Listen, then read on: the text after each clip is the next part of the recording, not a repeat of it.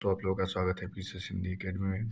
दोस्तों, आज मैं आप लोगों को कक्षा 11 की एनसीईआरटी का अध्याय नंबर 7 पढ़ाऊंगा। दोस्तों, अध्याय का नाम है भू आकृतियां तथा उनका विकास। पृथ्वी के धरातल का निर्माण करने वाले पदार्थ तथा अपक्षय की प्रक्रिया के पश्चात भू आकृतिक कारक जैसे प्रवाहित जल, भूमिगत जल, वायु, हिमनद तथा तरंग उत्पन्न तरंग आवर्धन करते हैं। आप यह जानते हैं कि अपरदन धरातलीय स्वरूप को बदल देता है। निक्षेपण प्रक्रिया, अपरदन प्रक्रिया तथा परिणाम और निक्षेपण से धरातलीय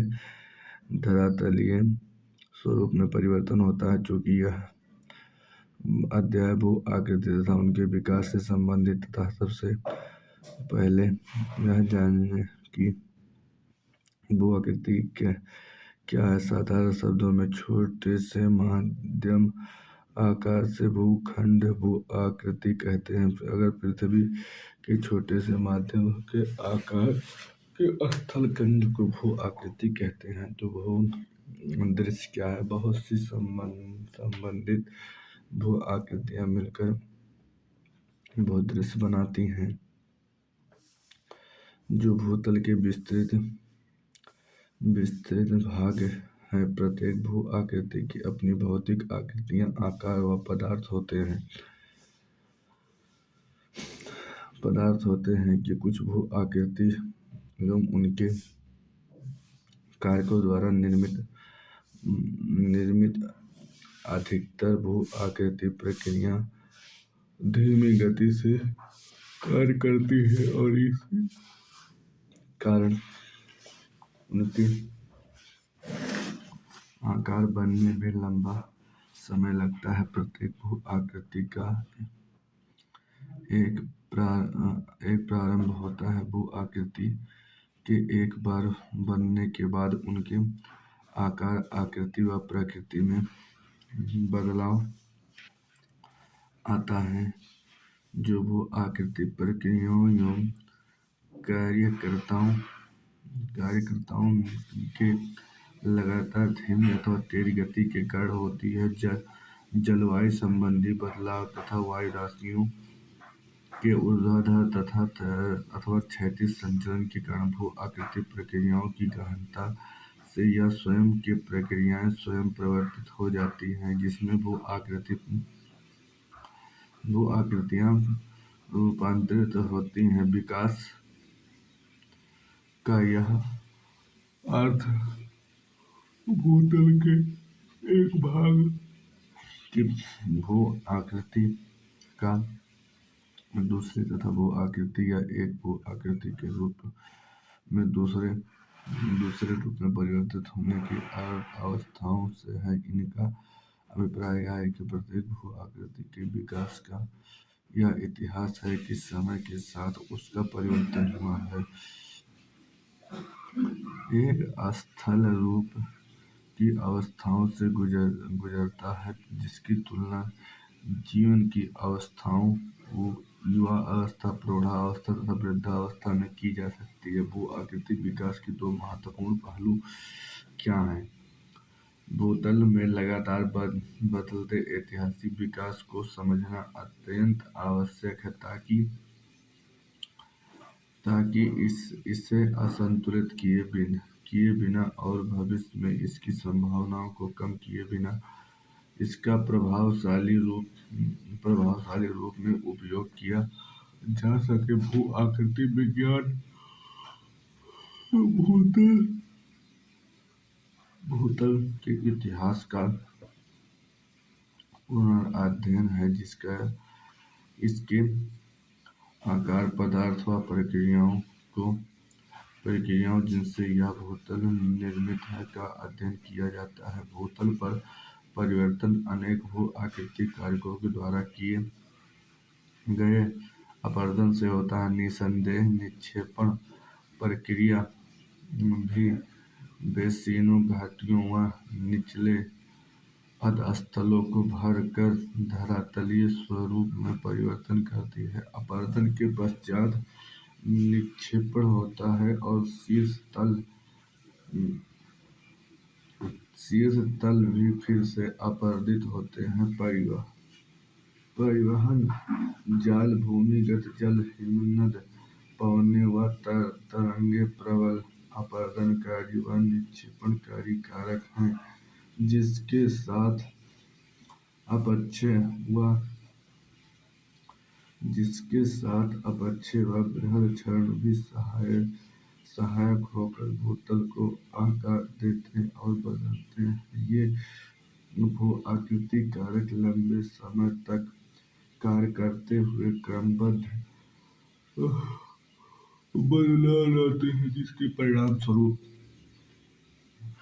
स्थल रूपों का अनुक्रमिक विकास होता है। प्रत्येक भू-आकृतिक कारक एक विशेष प्रकार के स्थल समुच्चय बनाता है। यही नहीं, प्रत्येक प्रक्रिया वह कारक अपने द्वारा बनाए गए स्थल रूपों पर अपनी एक अनूठी छाप छोड़ देता है। आप जानते हैं कि अधिकतर भू-आकृतिक प्रक्रिया बहुत धीरे धीरे कार्य करती हैं। दोस्त, बताया गया कि अधिकतर जो भू आकृतियाँ होती हैं बहुत धीरे धीरे कार्य करती हैं और उनके परिणाम द्वारा ही देखा या मापा जा सकता है, और उनका जो परिणाम है उसी से देखा या मापा जा सकता है। दोस्तों, ये परिणाम क्या है? ये परिणाम कुछ नहीं अपितु स्थल रूप में उनकी विशेषताओं, अतः इन स्थल का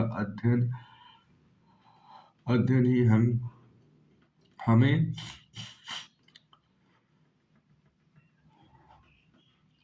इनकी प्रक्रियाओं और कारकों के विषय में बताएगा।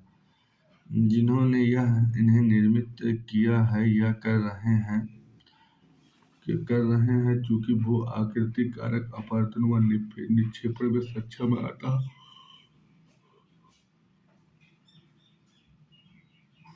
अपरदित और निक्षेपण दो प्रकार के स्थल रूपों का निर्माण होता है। प्रत्येक कारक द्वारा कई प्रकार के स्थल स्वरूप विकास होता है, जो चट्टानों की संरचना तथा प्रकार या मोड़ जोड़ विभंग कठोरता, कोमलता, पारगम्यता तथा अपारगम्यता, भ्रंश, दरार, जोड़ आदि पर निर्भर करते हैं। कुछ अन्य तंत्र नियंत्रक भी हैं, जैसे समुद्र तल का स्वामित्व, भूतल का विवर्तनिक स्वरूप, जलवायु, और जो स्थल रूपों के विकास को प्रभावित करते हैं। इन तीनों नियंत्रक कारकों में से किसी में व्यवधान आने के कारण भी स्थल रूप के क्रमबद्ध एवं अनुक्रमिक विकास को बाधित कर सकता है।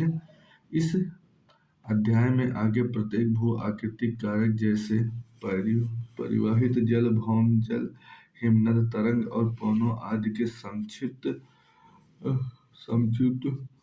विवरण प्रस्तुत किए। यह भी प्रस्तुत की है कि इसके कारकों द्वारा भूतल अपरदन कैसे प्रभावित होता है। इसके साथ ही कुछ अपरदित, निक्षेपित व स्थल रूपों के विकास को भी प्रस्तुत किया गया है। का निम्नीकरण के लिए ऊंचाई है। प्रवाहित जल के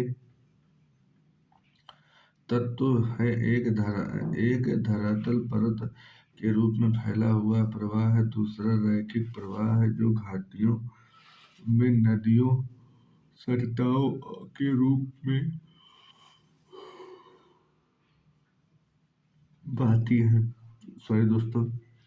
बहता है।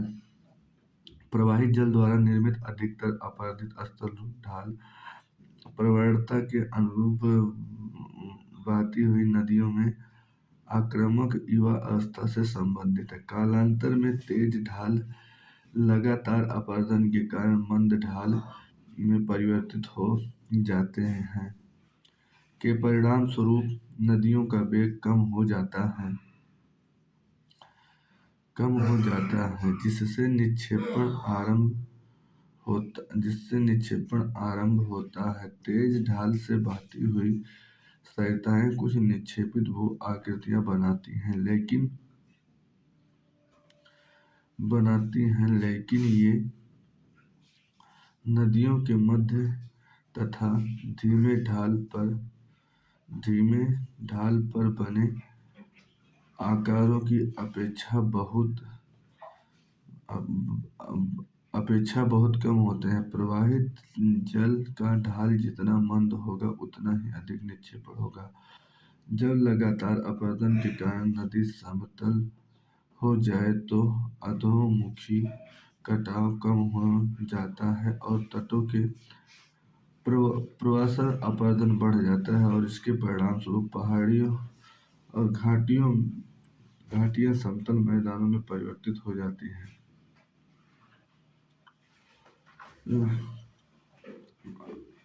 स्थलगत प्रवाह परत अपरदन के कारण है। परत प्रवाह धरातल की अनियमितताओं के आधार पर संकीर्ण व विस्तृत मार्गों पर हो सकती है। प्रवाहित जल के घर्षण के कारण बहते हुए जल द्वारा कम या अधिक निक्षेप के बहाकर लाए गए तलछटों के कारण छोटी व तंग क्षुद्र सरिताएं बनती है।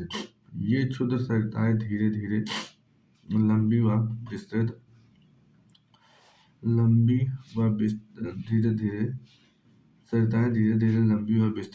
अवनलिकाओं में विकसित होती हैं। इन अवनलिकाओं कालांतर में अधिक गहरी, चौड़ी तथा लंबाई में विस्तृत होकर एक दूसरे में समाहित होकर घाटियों का जाल बनाती हैं। प्रारंभिक अवस्था में अधोमुखी कटाव अधिक होता है, जिससे अनियमितताएं जैसे जलप्रपात व सोपानी जलप्रपात आदि लुप्त हो जाते हैं। मध्य अवस्था में सरिता नदी तल में धीमा कटाव करती हैं और घाटियों में प्रवास अपरदन अधिक होता है। कालांतर में घाटियों के किनारे ढाल मंद हो जाती हैं। इसी प्रकार प्रवाह बेसिन के मध्य विभाजक तब निम्न हो जाते हैं जब तक ये पूर्णतः समतल नहीं हो जाते और अंततः यह एक धीमे उच्चावच का निर्माण होता है, जिसमें यत्र तत्र अवरोधी चट्टानों के अवशेष दिखाई देते हैं, जिन्हें मोनाड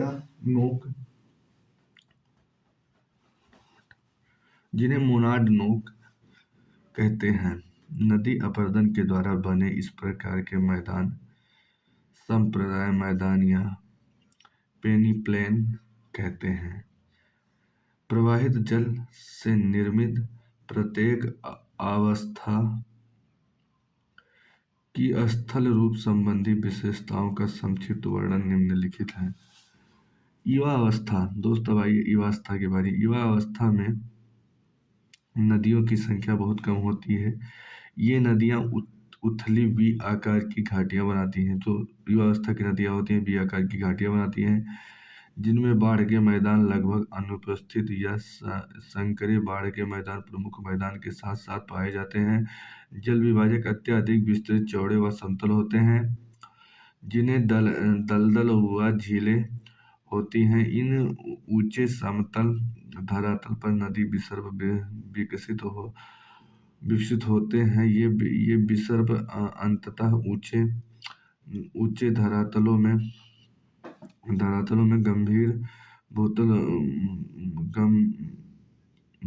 में गंभीरभूत हो जाती हैं, अर्थात विसर्प की तली में निम्न कटाव होते हैं और ये गहराई में बढ़ते हैं। जहाँ अनावृत कठोर चट्टान पाई जाती है, वहाँ जलप्रपात व क्षेत्रिकाएं बन जाते हैं।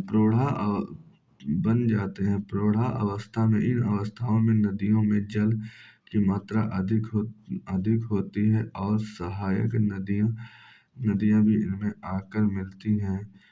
नदी घाटियां भी आकार की होती हैं लेकिन गहरी होती हैं। ये मुख्य नदी के व्यापक और विस्तृत होने से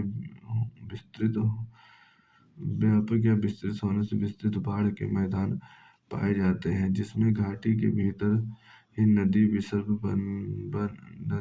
बनाती में प्रवाहित होती हैं। युवावस्था में निर्मित समतल विस्तृत व अंतर नदियाँ दलदली क्षेत्र में लुप्त हो जाती हैं और जल विभाजक स्पष्ट होता है। प्रपात व क्षेत्र जलप्रपात व क्षिप्रकाएँ लुप्त हो जाती हैं। वृद्धावस्था में छोटी सहायक नदियाँ कम होती हैं और मंद ढाल होता है। नदियाँ स्वतंत्र रूप से विस्तृत पहाड़ के मैदान में बहती हैं। इन नदियों के विसर्ग प्राकृतिक तटबंध, गोखुर झील आदि बनाती हैं। दोस्तों, जो युवा वृद्धावस्था में जब नदियाँ होती हैं तो तटबंध, गोखुर झील आदि बनाती हैं। विभाजक विस्तृत व समतल होते हैं, जिनमें झील दलदल पाए जाते हैं। अधिकतर भूदृश्य दोस्त बताया गया कि अधिकतर भूदृश्य समुद्र तल के बराबर या थोड़े ऊंचे होते हैं। अपरदित स्थल रूप घाटियों का प्रारंभ तंग व छोटी क्षुद्र सरिताओं से होता है। ये क्षुद्र सरिताएं धीरे धीरे लंबी व विस्तृत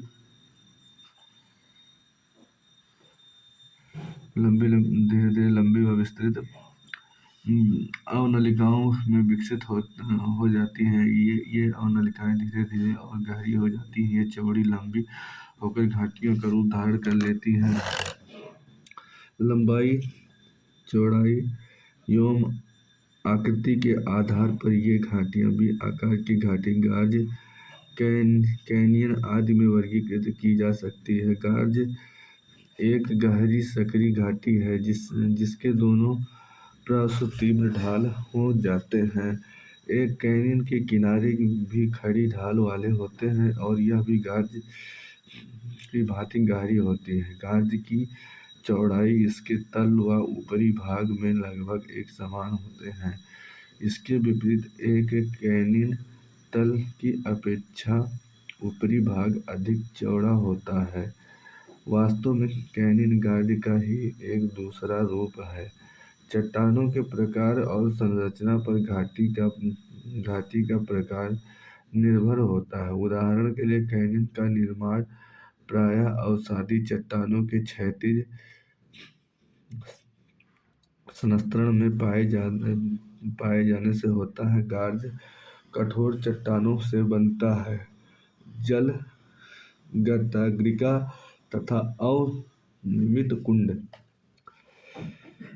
पहाड़ी क्षेत्र में नदी के तल में अपरदित छोटी चट्टानी टुकड़े छोटे गर्तों में फंसकर वृत्ताकार रूप में घूमते हैं, जिन्हें जल गर्तागृह कहते हैं। एक बार छोटे उथले गर्तों के बन जाने पर कंकड़ पत्थर व गोलाशय इन गर्तों में एकत्रित हो जाते हैं और प्रवाहित जल के साथ घूमते हैं और धीरे धीरे इन गर्तों का आकार बढ़ता जाता है। यह गर्त आपस में मिल जाते हैं और कालांतर में नदी घाटी गहरी हो जाती है। जलप्रपात के तल से भी एक गहरे बड़े जलगातागृह का निर्माण होता है, जो जल की ऊंचाई से गिरने तथा उन्हें शिलाखंडों में वृत्ताकार घूमने से निर्मित होती है। जलप्रपातों के तल में एक ऐसे विशाल व गहरे कुंड अवनमित कुंड कहते हैं। ये कुंड भी घाटियों को गहरा करने में सहायक होती है। अन्य स्थल रूपों की भांति जलप्रपात भी बदलते स्वरूप हैं, जो धीरे धीरे पीछे हटते हैं। जलप्रपात का ऊपरी तल धीरे धीरे आधार तल के बराबर हो जाता है। अतः कार्तिक विसर्प व गंभीरीभूत विसर्प तीव्र ढालों में तीव्रता से बढ़ती हुई नदियाँ सामान्यतः नदी तल पर अपरदन करती हैं। तीव्र नदी ढालों में भी प्रवल अपरदन अधिक नहीं होती है, लेकिन मंद ढाल पर बहती हुई नदियाँ अधिक पार्श्व अपरदन करती हैं। क्षैतिज अपरदन अधिक होने के कारण मंद ढालों पर बहती हुई नदियाँ वक्रित होकर बहती हैं। यह नदियाँ ये नदियाँ विसर्प बनाती हैं। नदी विसर्पों में बाढ़ के मैदानों में डेल्टा के मैदान पाया जाना एक सामान्य बात है, क्योंकि यहाँ नदी का ढाल बहुत मंद होता है। कठोर चट्टानों में भी गहरे गहरे कटे हुए और विस्तृत विसर्प मिलते हैं। इन विसर्पों को अंधकार्तिक विसर्प या गंभीरभूत विसर्प कहा जाता है। नदी विकास की प्रारंभिक अवस्था है। प्रारंभिक मंद ढाल पर विसर्प लूप विकसित होती है। ये लूप चट्टानों में गहराई गहराई तक होते हैं। प्रायः नदी अपरदन या भूतल के धीमे व लगातार उत्थान के कारण बनते हैं। कालांतर में गहरे व विस्तृत हो जाते हैं और कठोर चट्टानी भागों में गहरे गार्ज व कैनियन के रूप में पाए जाते हैं। ये उन प्राचीन स्थलों से परिचित हैं जिन पर नदियाँ विकसित हुई हैं। नदी वेदिकाओं के बारे में आप लोग जानिए दोस्तों।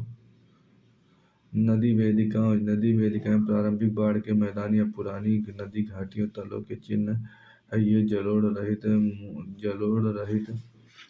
मूलधारा चट्टानों के धरातल या नदियों के तल है जो निक्षेपित जलोढ़ वेदिका के रूप में पाए जाते हैं। नदी वेदिकाएं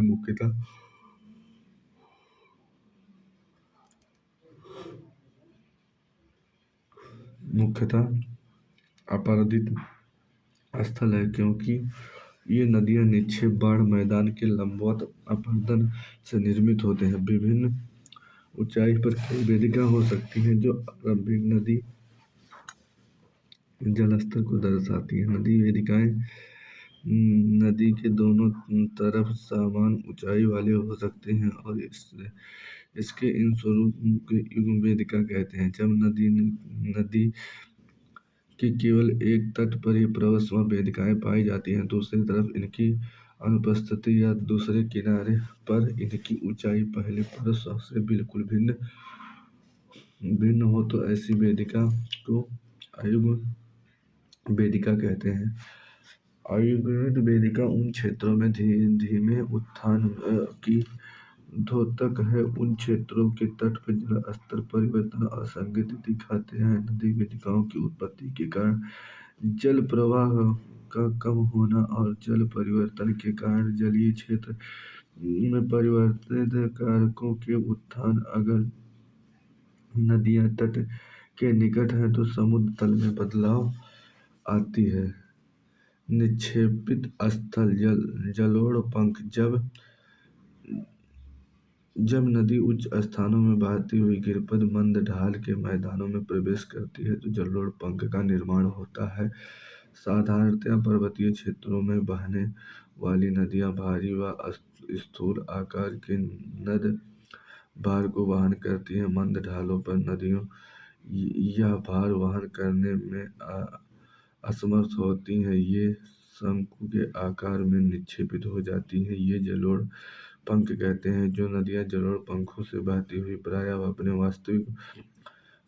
वास्तविक वाह मार्ग को बहुत दूर तक नहीं बहती बल्कि अपना मार्ग बदल लेती हैं और इन शाखाओं में बढ़ जाती है जिन्हें जल वितरिकाएं कहते हैं। आर्द्र प्रदेश में जलोढ़ पंखों को प्रायः निम्न शुष्क व आकृति में शीर्षपाद मंद ढाल वाले शुष्क व अर्ध शुष्क जलवायु प्रदेश में प्रवेश तीव्र ढाल वाले शुष्क बनते हैं। डेल्टा जलोढ़ पंखों की भांति होते हैं, लेकिन इनके विकसित होने का स्थान भिन्न होता है। नदी अपने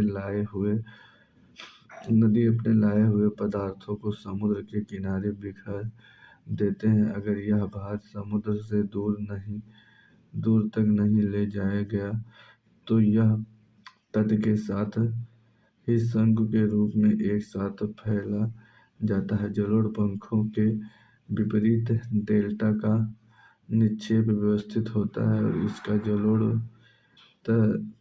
जलोढ़ अस्तरित होता है, अर्थात मोटे पदार्थ तट के निकट व बारीक कण जैसे चीका मिट्टी गाद आदि सागर से दूर तक जमा हो जाता है। जैसे डेल्टा का आकार बढ़ता है, नदी वितरिकाओं की लंबाई बढ़ती जाती है और डेल्टा के अंदर तक बढ़ता रहता है। बाढ़ के मैदान प्राकृतिक तट तथा विसर्प रोधिकाएं। जिस प्रकार अपरदन से घाटियां बनती हैं, उसी प्रकार निक्षेप के बाढ़ से मैदान विकसित होते हैं। बाढ़ के मैदान नदी निक्षेपण के मुख्य स्थल रूप है। जब नदी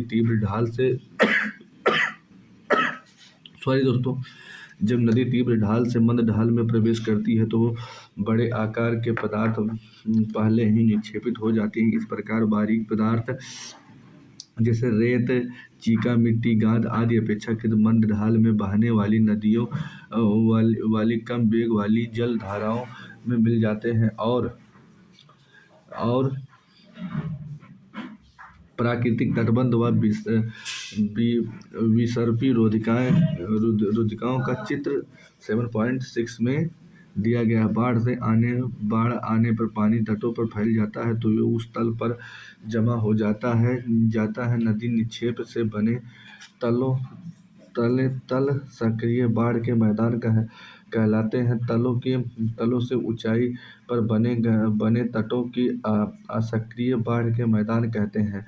असक्रिय बाढ़ के मैदान जो तटों के ऊपर ऊंचे होते हैं, मुख्यतः दो प्रकार के निक्षेप से बने होते हैं: बाढ़ निक्षेप व सरिता निक्षेप। मैदानी भागों में नदी प्रायः क्षैतिज दिशा में अपना मार्ग बदलती है और कटा हुआ मार्ग धीरे धीरे भर जाता है। बाढ़ के मैदान ऐसे क्षेत्र हैं जो नदी के कटे हुए या छूटे हुए भाग उनमें स्थूल पदार्थों के जमाव होते हैं। ऐसे जमाव जो बाढ़ के पानी में फैलाव से बनते हैं, अपेक्षाकृत महीन कणों, चिकनी मिट्टी, गाद आदि के होते हैं। ऐसे बाढ़ के मैदान जो डेल्टाओं से बनते हैं तथा उन्हें डेल्टा मैदान कहते हैं। प्राकृतिक तटबंध और विसर्पी रोधिकाओं आदि कुछ महत्वपूर्ण स्थल रूप हैं जो बाढ़ के मैदान से संबंधित हैं।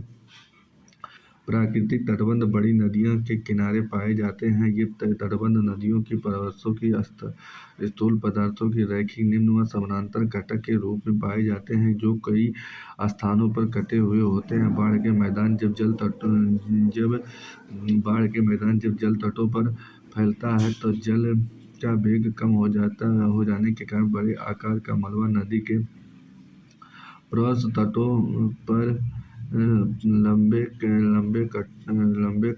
कटकों के रूप में जमा हो जाता है। प्राकृतिक तटबंध नदी के साथ ऊंचे क्षेत्रों में नदी से दूर मंद ढाल वाले होते हैं। नदी चैनल के निकट तटबंधों पर निक्षेप नदी के दूर से निक्षेपों की तुलना में अपेक्षाकृत मोटे पदार्थों से होता है। जब नदी जल कम हो जाता है या क्षैतिज अपना मार्ग बदलता है तो क्रमबद्ध प्राकृतिक तटबंध बनती है। नदी रोधिकाएं विसर्पी रोधिकाओं के नाम से भी जाना जाता है। नदी रोधिकाओं या विसर्पी रोधिकाओं बड़ी नदी विसर्प के अवतल ढालों पर पाई जाती हैं। ये रोधिकाएं प्रवाहित जल द्वारा लाए गए तलछटों के नदी के किनारे निक्षेप के कारण बनती हैं। इनकी चौड़ाई परिप्रेक्षितिका लगभग एक समान होती है और इनकी अवसाद मिश्रित आकार के होते हैं। अगर नदी रोधिकाओं की कटक एक से अधिक हो तो वह विसर्प अवरोधी के मध्य तंग लंबे गिर्त में पाए जाते हैं और नदी में इनका क्रम प्रवाह की मात्रा तलछट की आपूर्ति पर निर्भर करता है। चूंकि